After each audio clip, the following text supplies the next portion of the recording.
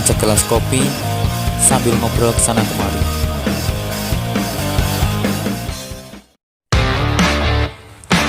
Saya terbangun karena suara sunrise dari tenda sebelah.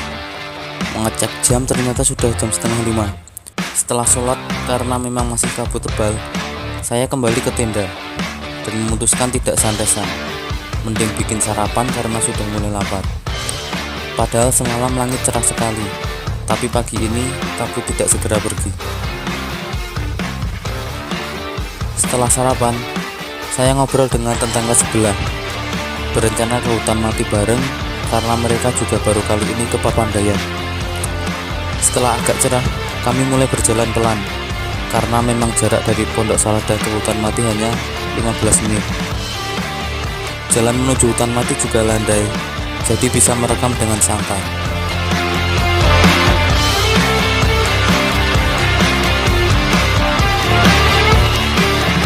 Ketika sampai di area pepohonan, jalan bercabang. Kami sedikit kebingungan, tapi akhirnya sepakat belok ke kanan, dan ternyata keduanya juga berakhir di jalan yang sama. Akhirnya sampai di hutan mati dengan kabut masih menyelimuti, tapi tidak mengurangi keindahan hutan mati, malah menambah kesan sunyi. Cukup luas ternyata, hingga saya berjalan sampai ujung yang ternyata bertemu kawah yang cukup megah. Akhirnya saya berada di hutan mati, yang selama ini hanya sekedar menonton video dokumentasi. Betah sekali di hutan mati, karena memang jarang ditemui dan tidak tahu kapan bisa kesini lagi. Sampai perlahan kabut pergi dan matahari mulai menyinari.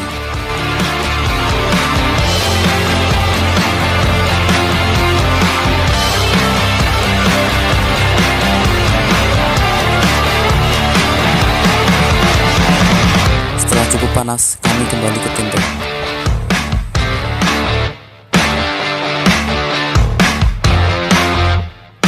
Setelah sampai tenda, saya mulai packing dengan santai. Oh iya, ternyata ada upacara bendera juga, karena hari ini hari kemerdekaan Indonesia yang ke-75. Setelah selesai upacara, saya baru turun duluan meninggalkan teman tenda sebelah. Ternyata jalur turun juga harus melewati hutan mati lagi. Duh, tahu begitu mending tadi sekalian jalan turun saja ke hutan matinya.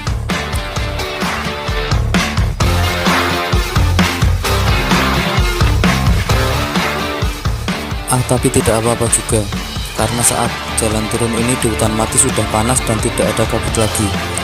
Jadi beruntung tadi sudah kesini, karena menurut saya pribadi lebih dapat kesan mencekam saat kabut belum hilang.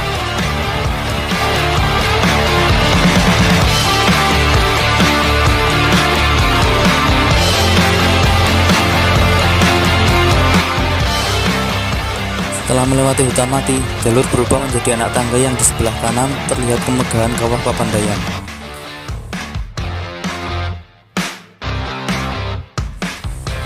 Hanya kurang lebih 1 jam berjalan, sampailah di base camp pendakian, karena di jalan sudah tidak sering berhenti untuk video lagi.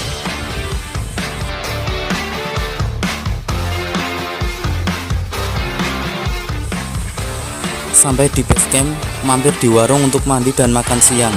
Sebelum akhirnya saya bareng rombongan pendaki lain menyewa mobil untuk mengantar sampai ke pasar Cisurupan.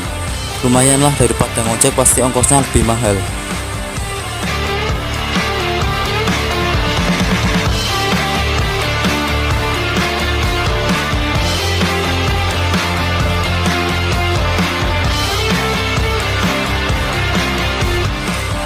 Sampai di pasar Cisurupan, pindah ke mobil angkutan menuju terminal Guntur.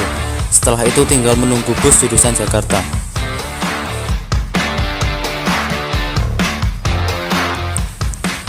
Nah, selesai sudah perjalanan saya ke Gunung Papandayan. Rasa bosan dan penasaran sudah hilang, meskipun harus dengan biaya yang cukup lumayan.